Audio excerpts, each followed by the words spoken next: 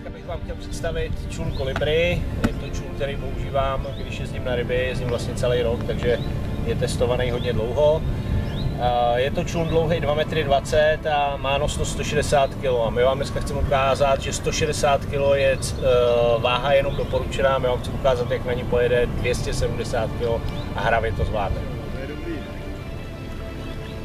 Tři lidi k člunu Kolibry, 270 kg.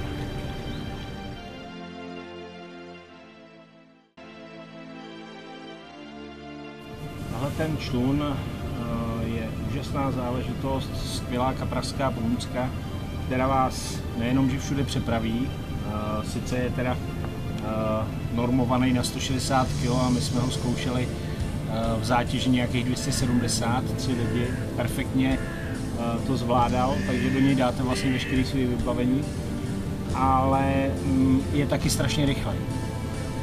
Rychlej je díky tomu, že teda nemá kýl. Díky tomu tenhle člun dostává obrovskou rychlost a to je věc, která mě na něm naprosto dostala.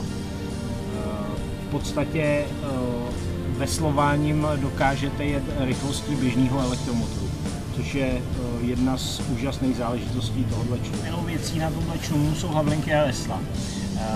Vesla jsou široký a prohnutý a havlinky jsou krásně volný, takže když s těma veslama zaberete, dostanete během krátké chvíle tenhle člun skoro do skuzu a tím ten člun získává obrovskou rychlost. Člun sám o sobě je vyrobený ze 3 materiálů.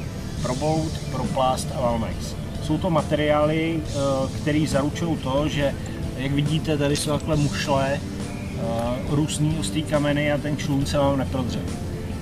Taky vám tak rychle nestárne a dlouho vám vydrží.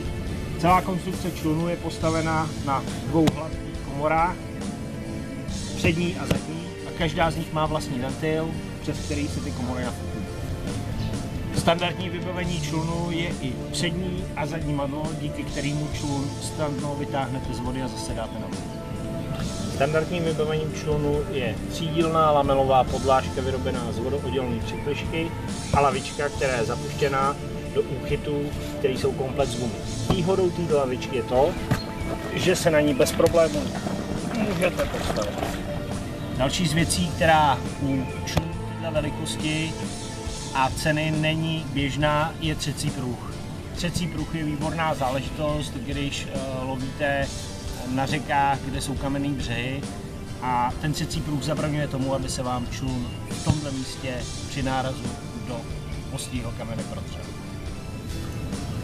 Člun je vybavený v základní výbavě zadním zrcátkem. To je perfektně přidělaný v zadní části člunu a tím pádem na něj můžete pověsit, jak vidíte, jak je cholot, tak motor. Cena tohoto člunu je 8,5 tisíce a podle mě je tohle skvělá věc pro každého rybáře, taková hračka, která vám za málo peněz dá hodně.